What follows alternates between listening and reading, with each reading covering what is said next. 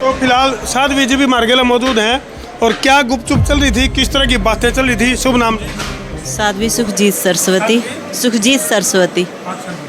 तो साध्वी जी किस तरह का डिस्कस चल रहा था, क्या योजनाएं बनाने लग रही थी? यही जो संगत आ रही है इनके मतलब लंगर की कैसे व्यवस्था की जाए, इनकी कैसे सेवा में कोई कमी ना आए, इसी के ऊपर चर्चा चल रही थी। ऊपर चर्चा चल महीने में जैसे मतलब इतना रश होता है तो कैसे इनको संभाला जाए। छोले में नमक कितना डालना है, कुछ न कुछ इन थोड़ा ज़्यादा ज्ञान पाओगा मेरे ख्याल से, तो वो भी बताना पड़ता होगा आपने। भंडारे में जो भोजन चल रहा है, हाँ, भंडारे में सबके लिए एक जैसी भोजन चलता है क्योंकि इतनी बड़ी तादाद में आते हैं भक्त लोग, तो सभी के लिए एक जैसा ही चलता है। हाँ जी साध्वी जी, क्या शुभ नाम? मेरा साध्वी तृप्ता सरस्वती। तृप्ता सरस्वती। तृप्ता सरस्वती।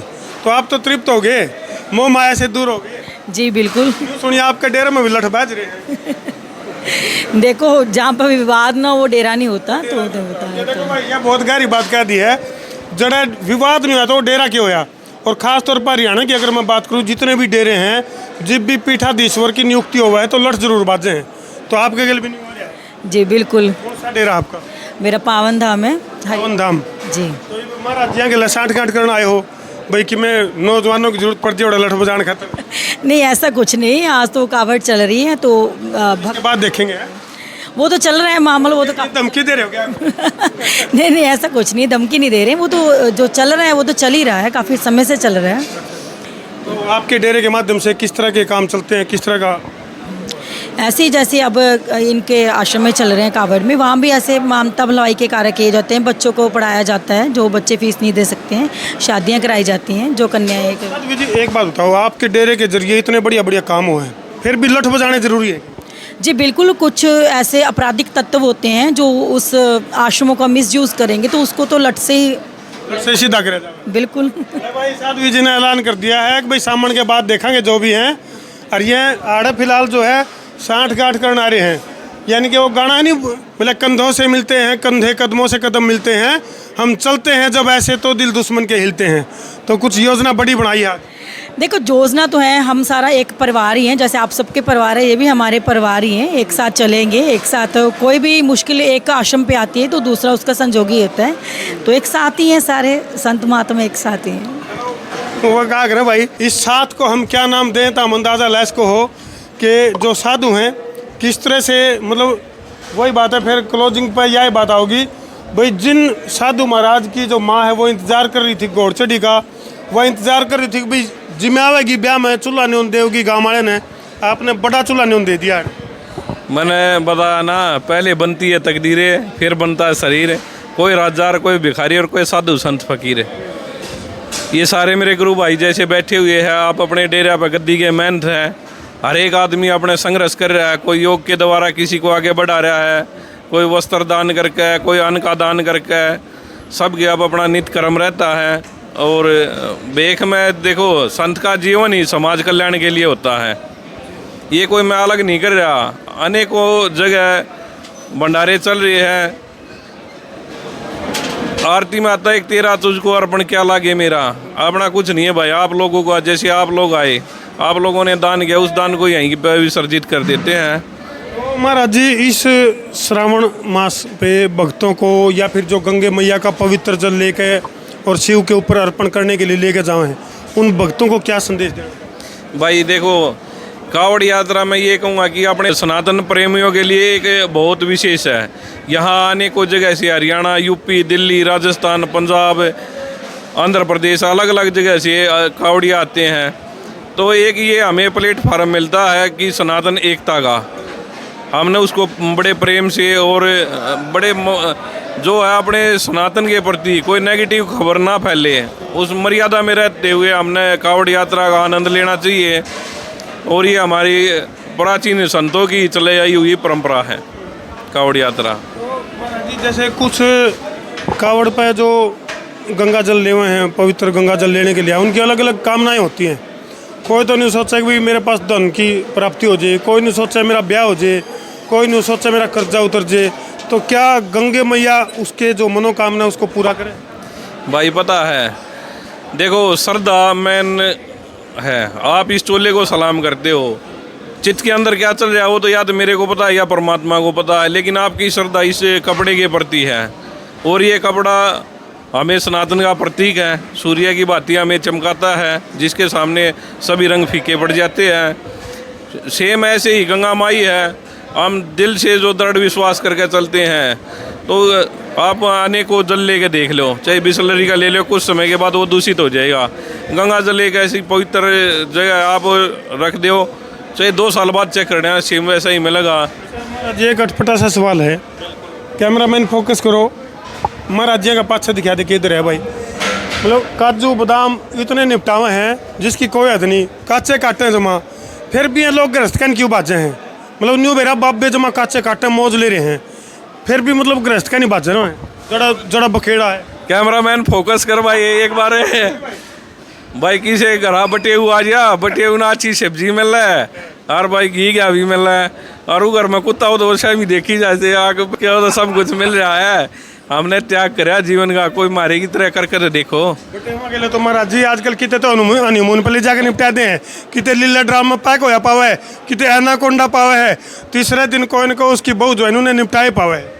मेरे ख्याल से इसे डरता आपने ब्याह को नहीं कराया। देखो मांगे मिला ना भीख, बिन मांगे मिला मोती। भाई आप लोग आते हो, ये जो काजू बादाम भी लेगा ये आप लोग ही लेकर आते हो हमारे लिए, तो खा के जावा जी। दूसरी बात यार भाई आप खा के जाओ, आपका ही कोई भाई हमें देने के लिए आता है, और हम कौन सा घर बनाया। और आप कह रहे हो कि डर के मारे शादी नहीं करी, इसका मैं आपको बता दूं, क्या मैं गृहस्थ जीवन में होता, आप अपने से लगा के देखो, ये ऐसे लंगर चला सकता था। जो रियलिटी है वो बताना। अगली सुबह आप वाली बहू है नुको है ना, जा रहे उजड़ क्यों इतना करतू करने लग रहा। देखो मैं बताने लग रहा ना, हम मेंटलिटी के गुलाम हो गए। शुरुआत में मैंने ये कपड़ा धारण कराया, मेरे कारण मेरे माता पिता को भी सुननी पड़ी, बोला मोटा बन गया, बाबा बन गया, हमारे परिवार में कोई नहीं था, हमारी बेइज्जती करवा दी गांव वाले ने भी कहा भाई। लेकिन मैं आज उन सहपाठिया तभी उन परिवार वालों को भी भाई अन क्षेत्र चल रहा है, आप गृहस्थ में हो, आप अपने परिवार को ही एकत्रित करके दिखा दो। हम तो हज़ारों 500 700 कावड़िया ने इकट्ठा कर रहे हैं। हाँ आप एक परिवार में 100 200 हो गए, 50 हो गए, एक हो गए, दिखा दो, मैं मान जाऊँगा। देखो कुछ पाने के लिए कुछ खोना पड़ता है। भगत सिंह हर ने कुर्बानी दी, आज उनका नाम है, लोग उनको अपना आइडल मानते हैं। स्वामी विवेकानंद थे, उन्होंने भी। जब हम त्याग करेंगे नहीं और सोचेंगे हमारा नाम हो जाए, वो कैसे होगा भाई। तो महाराज जी एक जरूर मतलब जो आपके गांव में आपकी जो गुड़चड़ी लिकड़ी, महाराज जी की गुड़चड़ी लिकड़ रही है भाई, कदे किसी ने ना बेरा हो, लेकिन वह थी दूसरे डाल की। आपके गांव में भी काफ़ी लोग इंतज़ार करते रहे हैं, अभी सारा गांव में कद सी महाराज जी की गुड़चड़ी लिकड़ा है, तो उस गुड़चड़ी में आपकी माँ शामिल कौन नहीं हुई, कारण क्या था। भाई देखो माँ की ममता है।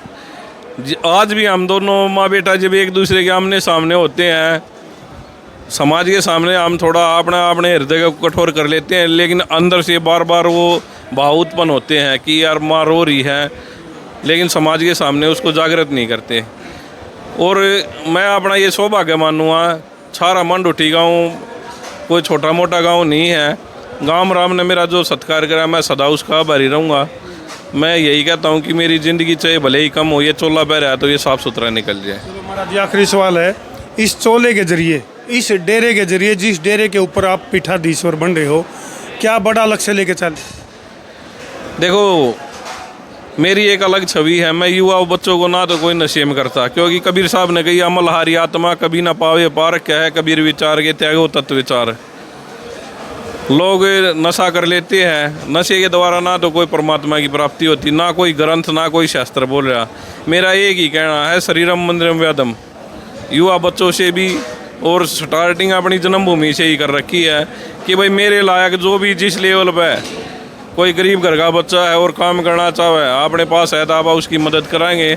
और बाहर भी अनेकों क्षेत्रों में, जैसे सुंदरपुर में है अखाड़ा खुला, वहाँ गुरु भगवान की कृपा से कुछ मोह माया आई थी, उसको वहाँ 2 लाख रुपए दे गए। मैं कहा भाई किसी का बच्चा अखाड़े में रहेगा, अगले को छत मिलेगी, और वहाँ से जब देश का युवा स्वस्थ होगा और बुद्धि से भी ठीक होगा तो विकास तो ऑटोमेटिकली होना है। कई बार ये बात है ना, केवल बातें में रह जाए हैं। कई बार कुछ इस तरह के सीन देखा हम, यूँ कहा बोले भाई ये बिल्डिंग किसकी है, बोले ये त्यागियाँ की, बोले भाई ये कपड़े किसके हैं, बोले ये नागियाँ के, अरे बोले ये बालक किसके हैं, बोले ये ब्रह्मचारियाँ के।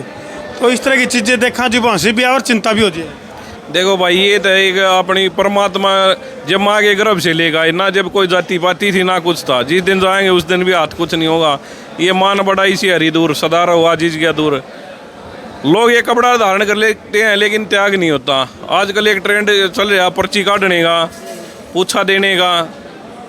वो आज नहीं, हमारे से आने वाली जो पीढ़ियाँ होगी ना, उसके लिए वो बहुत खतरनाक है। कितने लोग धर्म परिवर्तन कर रहे हैं, उसका कारण है ना पाखंड को बढ़ावा दिया जा रहा है।